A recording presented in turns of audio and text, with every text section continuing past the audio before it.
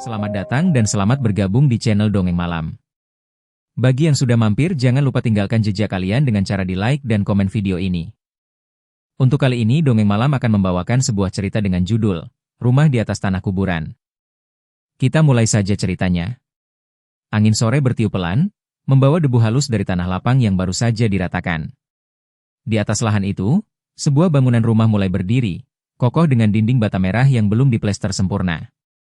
Tukang-tukang masih bekerja, mengaduk semen, menumpuk bata, sementara suara palu dan gergaji bercampur dengan teriakan mandor. Budi Santosa berdiri di pinggir tanah, kedua tangannya di pinggang. Ia tersenyum puas melihat rumah barunya hampir rampung. Sebentar lagi kita bisa pindah ke sini, Ratna, katanya pada istrinya yang berdiri di sampingnya, Ratna Wulandari. Ratna menatap rumah itu dengan tatapan cemas. Aku masih merasa aneh, Mas, tanah ini kok kayak dingin, ya? Dari awal kita lihat, aku sudah merasa nggak enak. Budi terkekeh kecil. Ah, kamu ini. Jangan mikir yang aneh-aneh. Harga tanah di daerah ini murah banget, padahal lokasinya strategis. Mana ada lagi rezeki seperti ini? Kalau kita nggak ambil, orang lain yang bakal dapat. Ratna menggenggam tangan suaminya erat. Ia masih ingat jelas saat pertama kali mereka survei tanah ini. Udara di sekitarnya begitu berat, membuat bulu kuduknya berdiri tanpa sebab. Bahkan, ia sempat mendengar suara-suara lirih di kejauhan, seperti rintihan. Tapi Budi mengabaikan itu semua, menganggapnya hanya imajinasi. Tak jauh dari sana, seorang pria tua memperhatikan mereka. Wajahnya keriput, kulit legam terbakar matahari. Dialah Pak Herman, tetangga paling dekat dengan lahan itu. Ia hanya menghela napas panjang, lalu berbalik pergi sambil bergumam lirih, kenapa harus dibangun di tanah itu lagi? Tidak pernah ada yang bisa betah. Hari-hari berlalu. Rumah itu akhirnya selesai. Cat putih menghiasi dinding, genteng merah rapi berjajar di atap. Dari luar, rumah itu tampak nyaman, halaman kecil dengan beberapa pot bunga, pagar besi sederhana, dan jendela-jendela besar yang membuatnya tampak modern. Keluarga Budi pindah pada akhir pekan. Pagi itu, mobil pick-up mengangkut perabotan mereka. Dimas, anak remaja mereka, membantu menurunkan barang, sementara Ayu, si bungsu, berlarian riang di halaman, memeluk boneka kesayangannya. Rumah baru, teriak Ayu girang. Ratna tersenyum tipis, meski hatinya tetap diliputi keganjilan. Sejak pagi, ia beberapa kali melihat kilasan bayangan hitam di sudut rumah, tapi ia memilih diam. Ia tidak ingin merusak kebahagiaan anak-anaknya. Di sore harinya, saat semua perabot sudah tersusun, mereka duduk bersama di ruang tamu.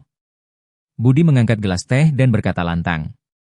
Mulai hari ini rumah kita. Semoga jadi tempat yang penuh rezeki dan kebahagiaan. Dimas mengangguk, Ayu tertawa. Ratna hanya menatap kosong ke arah jendela.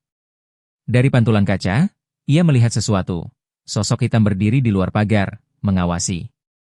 Saat ia menoleh, sosok itu sudah hilang. Malam pertama berjalan sunyi. Angin malam berhembus pelan melalui celah ventilasi. Ratna terbangun sekitar pukul 2 dini hari. Ia merasa haus, lalu berjalan ke dapur. Saat hendak menuang air, ia mendengar suara lirih, seperti suara anak kecil menangis. Ratna berhenti. Suara itu semakin jelas, seolah datang dari halaman belakang. Dengan langkah gemetar, ia membuka pintu dapur yang menuju ke belakang. Gelap pekat menyambutnya.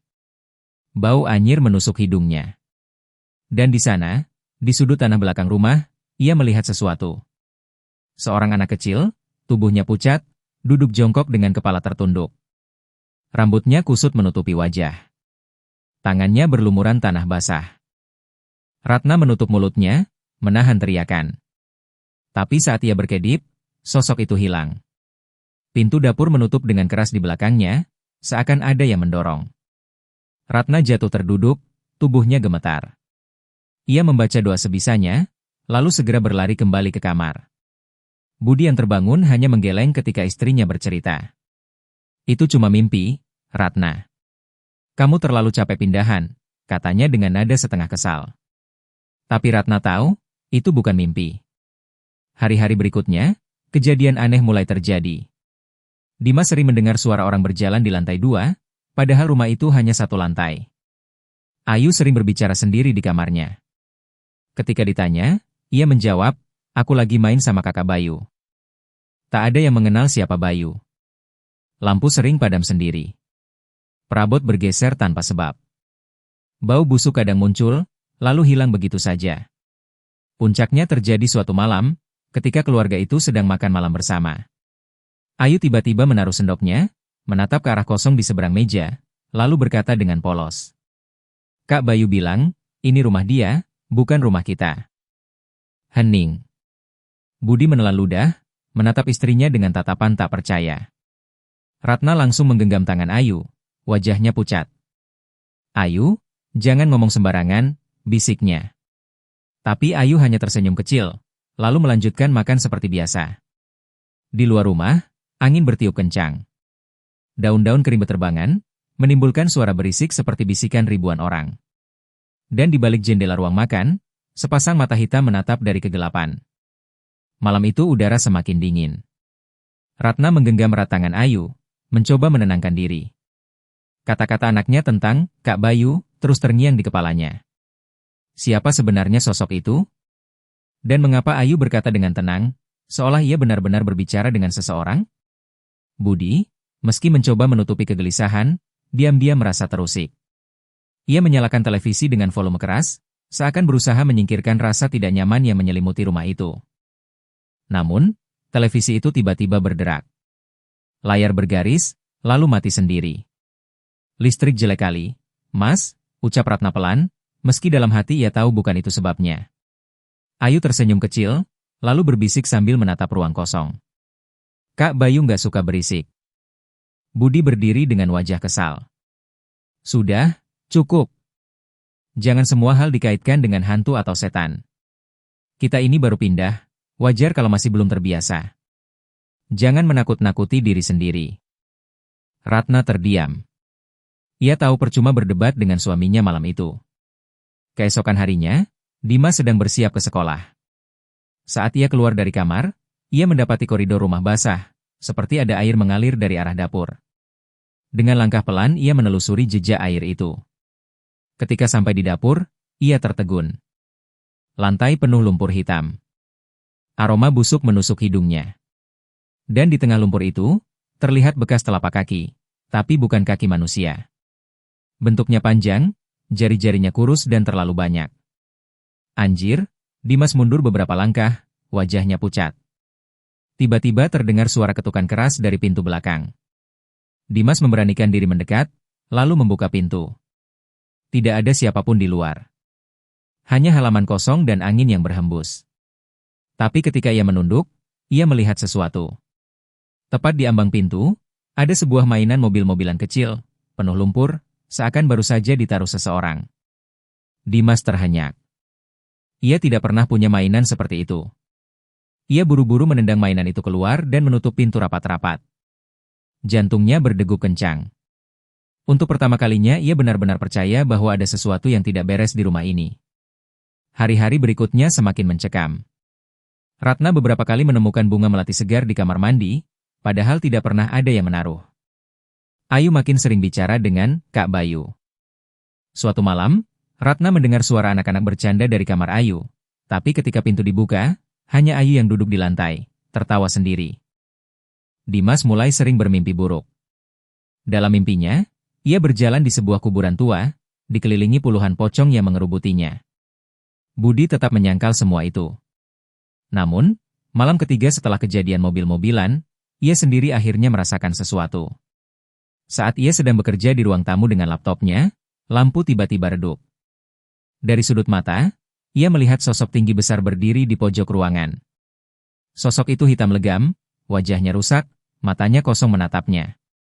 Budi spontan menoleh cepat, dan sosok itu lenyap. Budi mengusap wajahnya, mencoba menenangkan diri. Ia meyakinkan diri bahwa itu hanya ilusi karena kelelahan. Tapi jauh di dalam hatinya, ia tahu apa yang dilihatnya benar-benar ada. Suatu sore, Pak Herman, tetangga sebelah, datang berkunjung. Wajahnya tampak serius. "Pak Budi, boleh saya bicara sebentar?" katanya. Budi menyambut dengan ramah. "Oh, Silakan, Pak. Ada apa? Pak Herman menarik napas panjang, lalu berkata dengan suara rendah. Maaf kalau saya lancang. Saya cuma mau mengingatkan, rumah ini dibangun di atas tanah yang dulunya kuburan.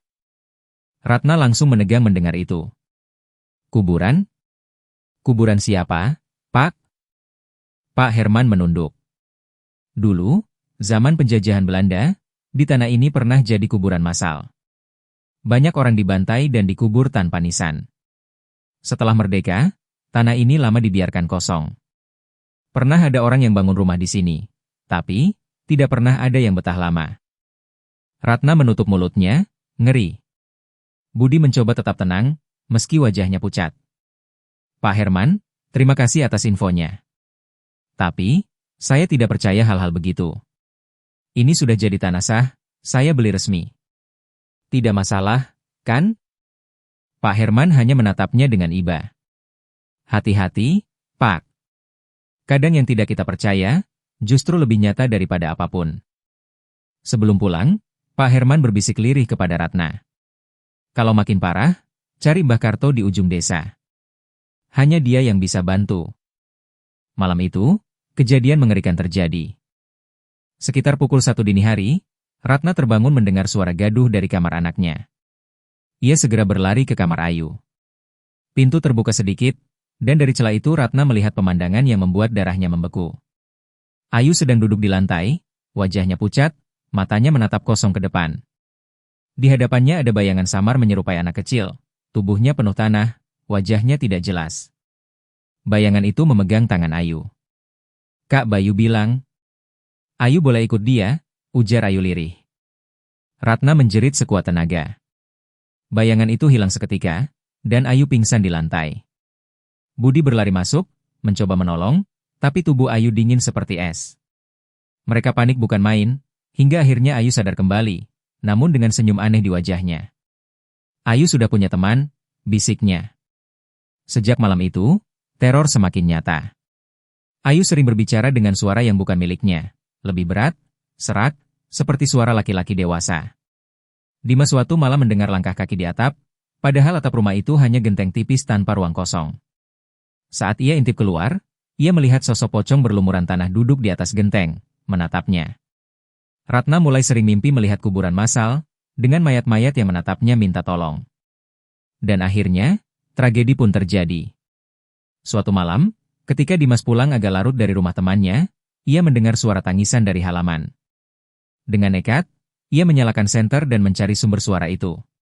Di bawah pohon mangga belakang rumah, ia melihat seorang anak kecil duduk sambil menangis. Tubuhnya penuh tanah, matanya kosong. Kak, tolong aku, suara anak itu lirih. Dimas mendekat, tapi tiba-tiba anak itu menoleh. Wajahnya rusak, mulutnya robek sampai ke telinga. Anak itu menjerit nyaring, dan puluhan tangan hitam keluar dari tanah, menarik kaki Dimas. Dimas berteriak histeris. Budi dan Ratna berlari keluar. Mereka hanya sempat melihat tubuh Dimas ditarik ke dalam tanah sampai hanya kepalanya yang tersisa. Menjerit minta tolong, lalu tanah menutup kembali, seolah tak terjadi apa-apa. Ratna menjerit sekuat tenaga, jatuh pingsan. Budi berlutut di tanah, menggali dengan tangannya, menangis histeris. Tapi tanah itu padat, seakan tidak pernah menelan siapapun. Malam itu, Dimas benar-benar lenyap. Jeritan Ratna masih menggema di udara malam.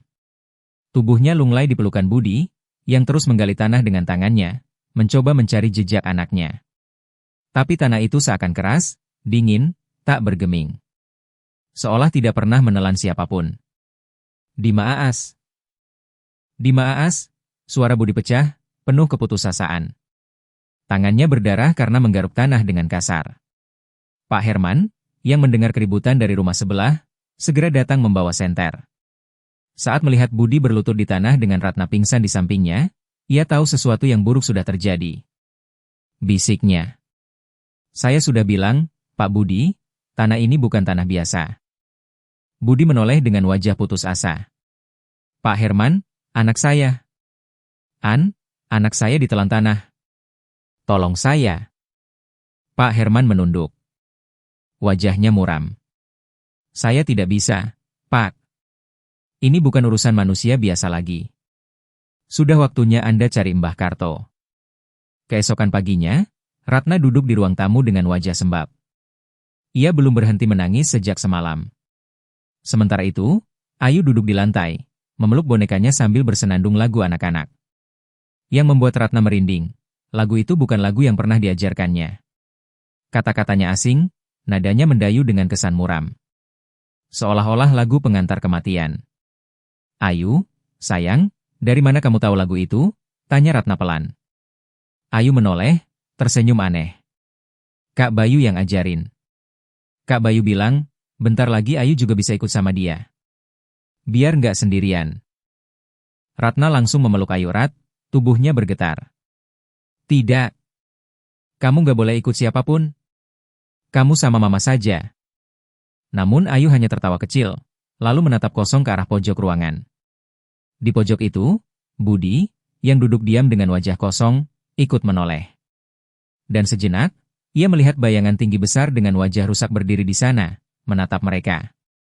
Sore harinya, dengan sisa tenaga dan harapan, Budi memberanikan diri menemui orang yang disebut Pak Herman, Mbah Karto.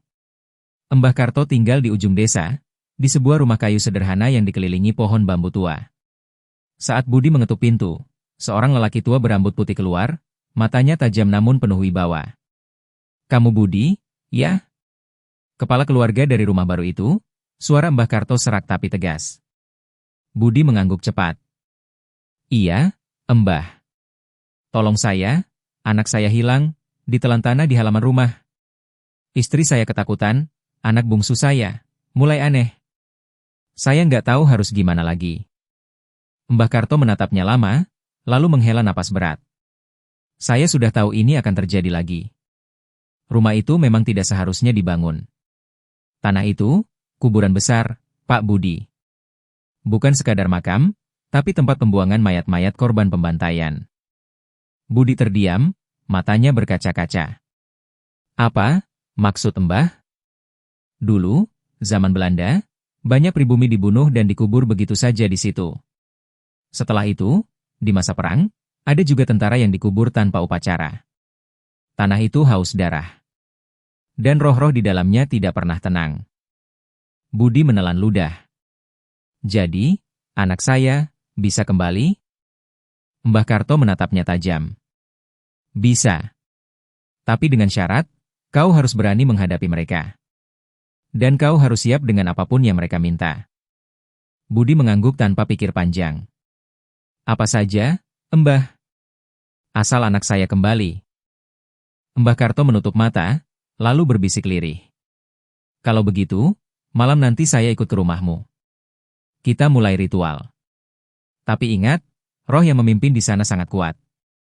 Dia disebut si hitam. Dia yang memutuskan siapa boleh hidup, siapa harus mati. Malam pun tiba. Ritual dimulai di ruang tamu.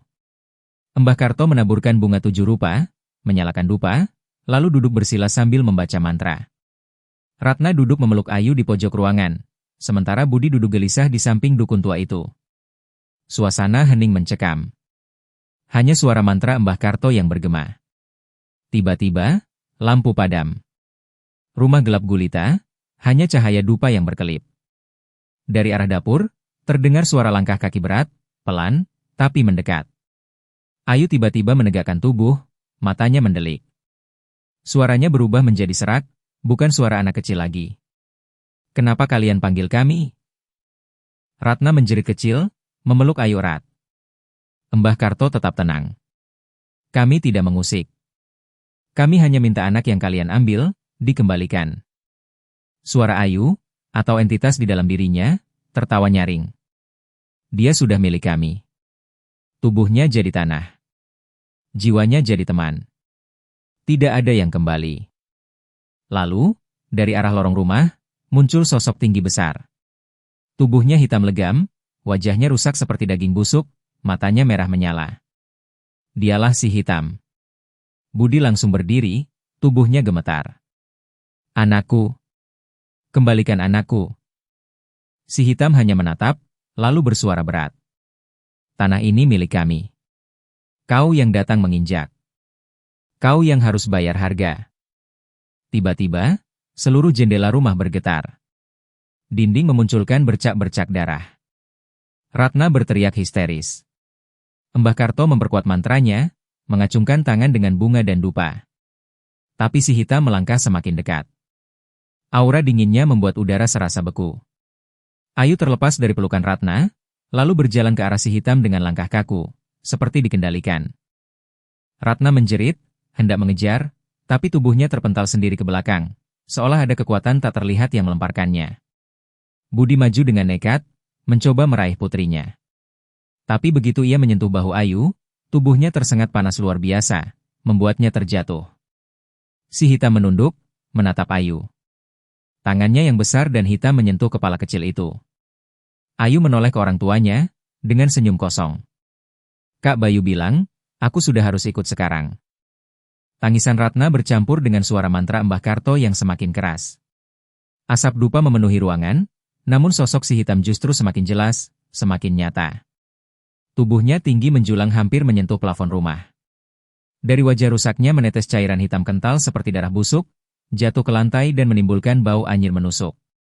Ayu berdiri tepat di depan makhluk itu, matanya kosong, bibirnya bergerak seolah mengulang kata-kata yang tidak dimengerti siapapun.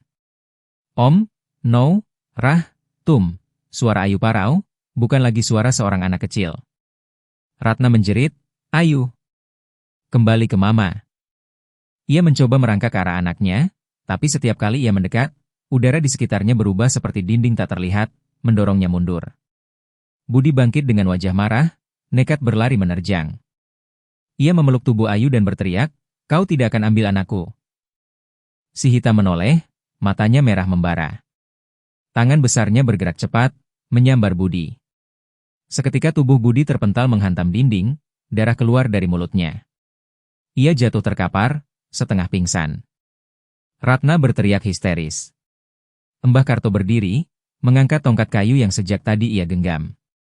Dengan suara lantang ia berucap, wahai arwah yang terikat tanah, aku perintahkan kalian, kembali ke tempat asal kalian. Jangan ganggu manusia hidup. Si hitam tertawa keras, suara bergema seolah datang dari dalam bumi. Tempat asal kami? Tanah ini tempat kami. Kalian yang usik. Kalian yang harus mati. Tiba-tiba lantai rumah berguncang. Retakan-retakan muncul, dari celahnya keluar tangan-tangan hitam berlendir, meraih apa saja yang dekat. Meja ruang tamu terbalik, kursi terseret, kaca jendela pecah berhamburan. Ratna menjerit sambil melindungi wajahnya. Ya Tuhan, selamatkan kami. Mbah Karto menancapkan tongkatnya ke lantai, membaca mantra lebih cepat. Asap dupa berubah pekat, menimbulkan cahaya samar kekuningan. Beberapa tangan hitam meleleh begitu menyentuh cahaya itu, namun semakin banyak yang keluar dari dalam tanah. Si hitam melangkah maju, mendekati Ayu, yang tubuhnya semakin kaku. Dia milik kami sekarang. Ratna meraung, air matanya jatuh deras. Tolong, jangan ambil anakku. Ambil nyawaku saja, asal jangan Ayu. Suasana hening sesaat. Semua mata, termasuk si hitam, menoleh ke Ratna. Makhluk itu mendekat perlahan, tubuhnya membungkuk, menatap Ratna dengan wajah busuk yang berdenyut seperti daging busuk hidup. Kalau kau mau gantikan dia, maka kau akan tinggal bersama kami, untuk selamanya. Ratna menutup mata, air mata terus mengalir. Asal anakku selamat, aku rela. Namun sebelum si hitam menyentuh Ratna, Mbah Karto berteriak keras. Jangan tertipu, enduk. Dia hanya mau menambah korban. Dengan cepat, Mbah Karto menyiramkan air yang telah ia bawa dalam botol kecil. Air itu mengenai tubuh si hitam, membuatnya menjerit keras. Asap hitam mengepul dari tubuhnya, ruangan bergetar seolah gempa. Ratna dan Ayu jatuh tersungkur, terlepas dari pengaruh kekuatan itu. Budi bangkit dengan sisa tenaganya, meraih istri dan anaknya, menarik mereka ke belakang. Si hitam meraung, lalu perlahan menghilang bersama tangan-tangan hitam yang masuk kembali ke dalam tanah. Rumah kembali hening, hanya menyisakan kaca pecah, darah, dan bau anyir menusuk. Mbah Karto terduduk lemas, keringat bercucuran. Kita belum aman, dia hanya pergi sementara. Dia akan kembali, lebih kuat. Dan kalau kita tidak lakukan sesuatu, bukan hanya anakmu yang hilang, tapi seluruh keluargamu. Malam itu, keluarga Budi tidak tidur. Mereka duduk bersama di ruang tamu yang sudah porak-poranda. Ayu tampak pucat, tubuhnya gemetar, tapi ia terus memeluk Ratna. "Mama." "Kak Bayu marah," katanya lirih. Ratna terisak, mencium kening anaknya. "Tidak apa-apa, Nak. Jangan dengarkan dia. Kamu sama Mama, ya?" Budi menatap Mbah Karto dengan wajah kusut. "Mbah, apa yang harus saya lakukan?" "Dimas hilang, Ayu hampir diambil. Saya tidak sanggup lagi." Mbah Karto menatapnya lama, lalu berkata, "Kita harus cari tahu siapa sebenarnya pemimpin roh di tanah itu. Bukan sekadar arwah biasa, tapi roh yang penuh dendam. Jika kita bisa memutus ikatannya, mereka akan tenang. Tapi kalau tidak, keluarga kalian tidak akan pernah lepas dari teror." Budi mengangguk, menggenggam tangan Ratna erat. "Saya akan lakukan apa saja." Mbah Karto menghela napas panjang. "Besok pagi, kita pergi ke tempat bekas kuburan lama itu. Aku akan tunjukkan padamu kebenaran yang selama ini ditutup." Esok harinya, mereka bertiga mengikuti Mbah Karto menuju hutan kecil di pinggir desa, tak jauh dari rumah. Di sana, tanah lapang penuh semak belukar terbentang. Disinilah dulu kuburan massal itu. Ratusan orang dikubur hidup-hidup oleh tentara Belanda. Termasuk anak-anak. Tanpa doa, tanpa nama. Roh mereka terikat di sini, jelas Mbah Karto dengan suara berat. Ratna menutup mulutnya, ngeri. Ayu memeluk bonekanya lebih erat. Dan roh paling kuat, si hitam, adalah seorang mandor pribumi yang dikhianati. Ia dipaksa mengubur ratusan orang, lalu akhirnya ia sendiri dibantai dan dilempar ke lubang besar itu.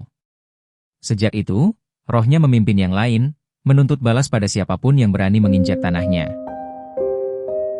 Untuk cerita kali ini sampai di sini dulu, akan kita lanjutkan lagi cerita dengan judul Rumah di Atas Tanah Kuburan, Part 2, End of Story di video selanjutnya.